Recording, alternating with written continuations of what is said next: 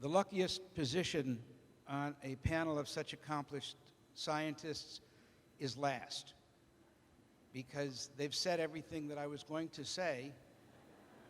So I'm going to try, instead of adding any new information, to maybe help put something in a frame, in a position.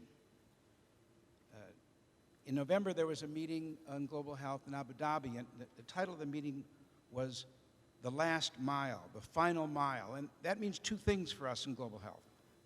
It means the mobile health workers who are taking vaccines, who are taking antibiotics to the most peripheral part of countries. That's the final mile.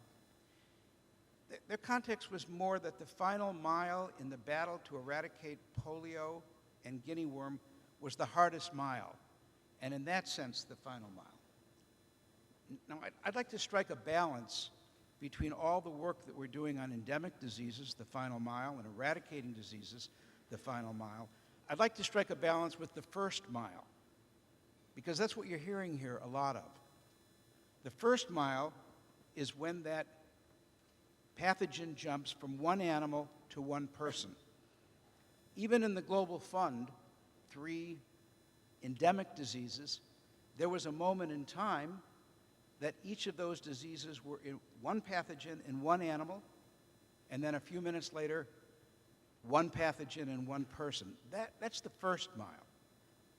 If we are to be successful in ending the risk of pandemics, mitigating the risk of pandemics, making the world safe from pandemics, and dealing with the endemic disease burden that we have to shift our attention towards that first mile.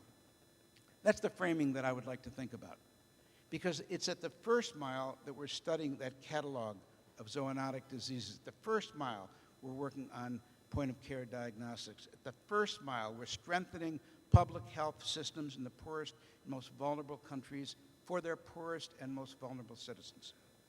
And unless we do that, we will lose the opportunity of leverage from One Health and all that we've learned.